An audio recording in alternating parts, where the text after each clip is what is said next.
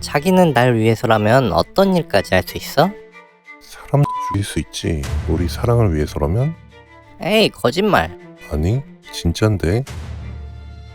1998년 9월 25일 미국 노스캐롤라이나주 오렌지 카운티 미베인 85번과 40번 주간고속도로가 합쳐지는 구간 인근 도로에서는 환경 정비 작업이 한창이었습니다.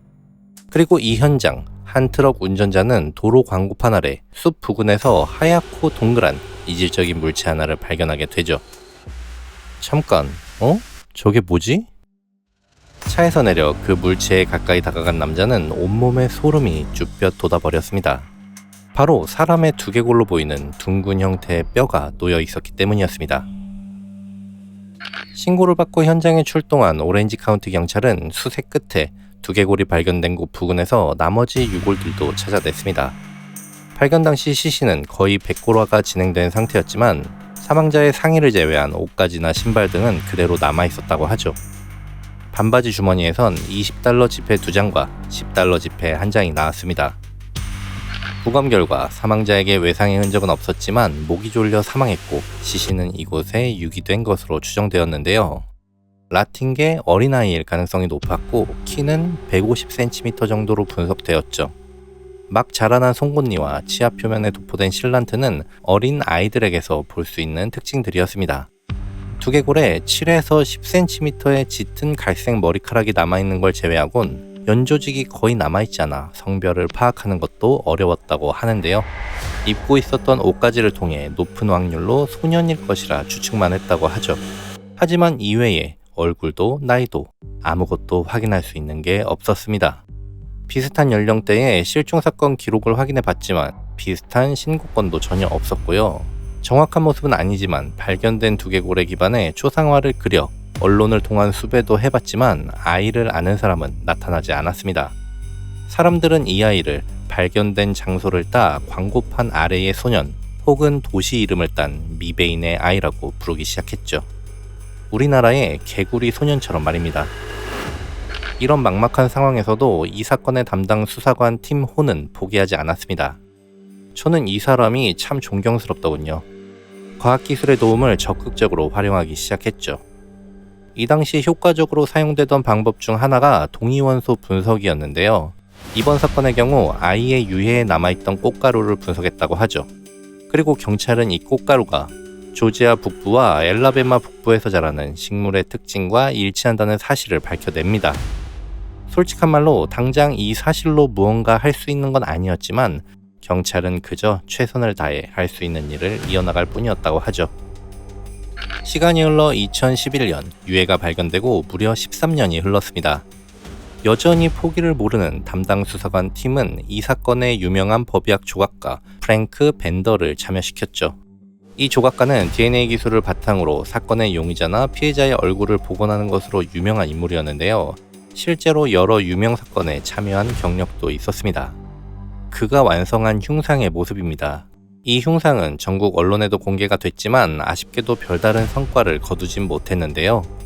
솔직히 제가 봤을 때 아이의 실제 사진과 별로 비슷하다는 느낌을 받진 못했습니다. 기억해 두셨다가 잠시 후 공개되는 사진과 비교해 보시죠. 그렇게 이 사건은 7년을 더 미제 사건으로 남게 됩니다. 2018년 10월 불굴의 수사관 팀은 기자회견을 엽니다. 그리고 이 사건에 다시 관심을 가져달라는 의미에서 현재까지 진행된 수사 내용 중 일부를 공개했죠. 유해와 함께 발견된 잔해들에서 어떻게든 용의자의 지문이나 DNA를 채취해보려 했지만 실패했습니다.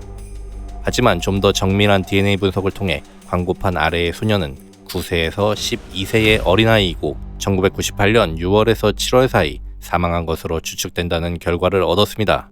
또한 사건 초기 당국의 예측과는 다르게 아이는 라틴계가 아닌 유럽계와 동아시아계의 혼혈이라는 아주 중요한 사실도 알아냈습니다. 마지막으로 저 팀 호는 예정된 은퇴를 6개월 미루고 남은 경찰 인생을 걸어 사건 해결에 최선을 다할 것을 약속드립니다.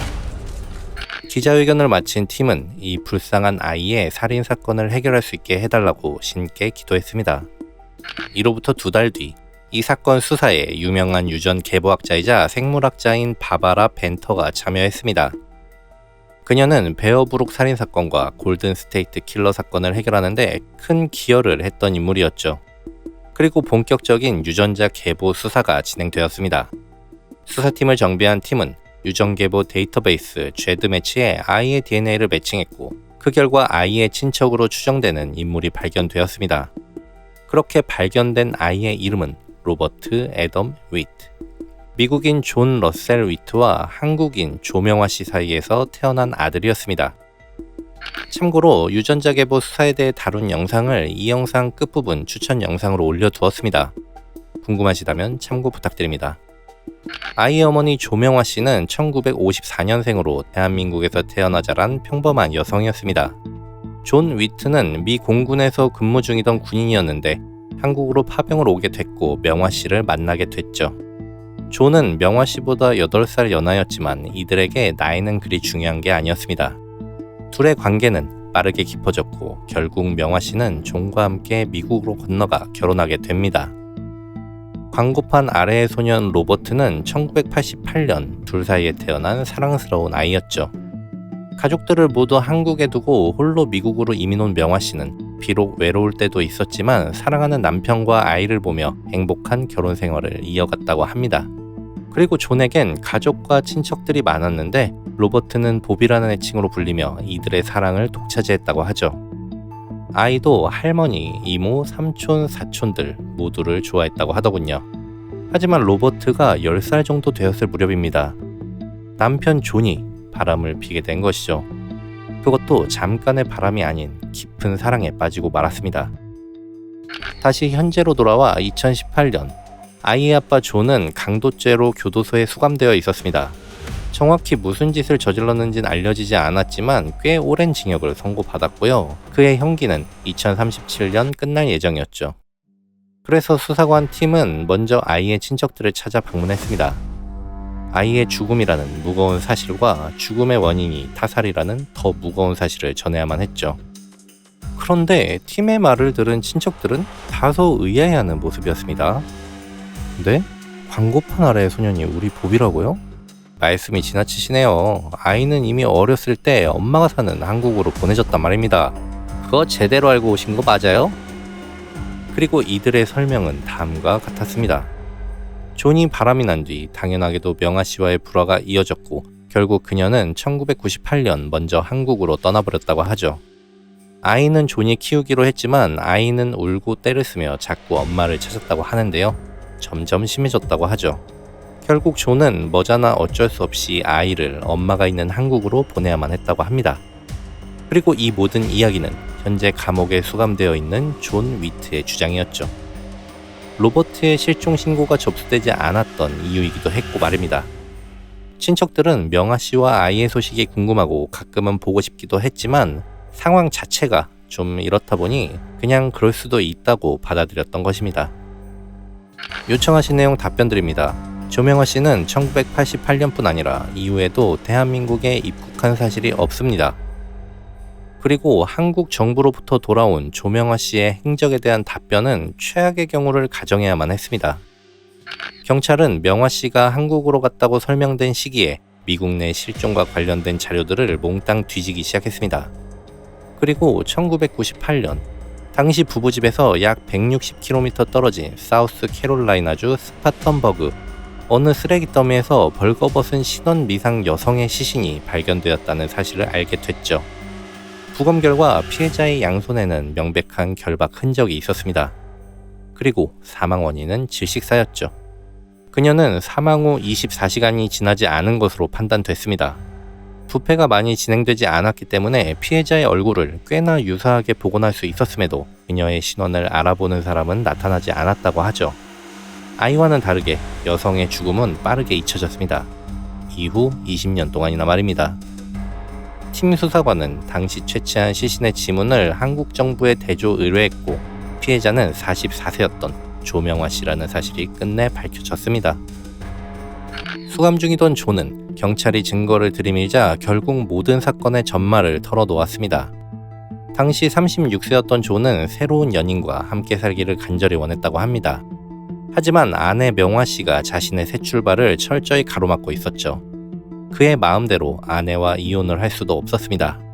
결국 이 남자는 아내를 살해하는 끔찍한 선택을 하고 말았죠. 존은 혹시 모를 경찰의 추적을 피하기 위해 거의 2시간 동안이나 운전해 160km 떨어진 사우스 캐롤라이나주까지 이동했다고 합니다. 하지만 문제는 아내만이 아니었습니다.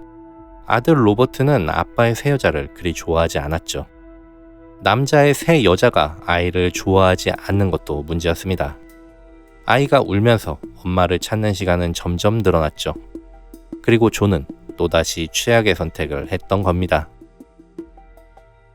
이 남자는 법원에서 새 출발을 위해 아내와 아들을 살해한 자신의 과거를 후회한다고 말했습니다. 그러면서 아직까지도 아내와 아들을 사랑하고 있으며 그들을 그리워한다고 말했죠.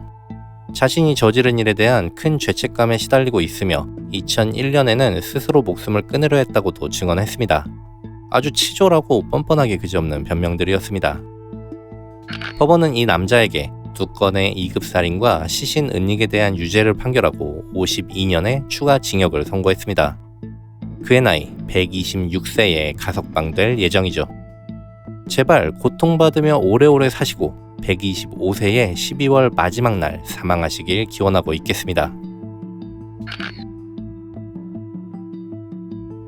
오늘의 이야기는 여기까지이며 흥미롭게 보셨다면 잠깐만 시간 내서 구독과 좋아요 부탁드립니다. 여기까지 머샤추였습니다. 감사합니다.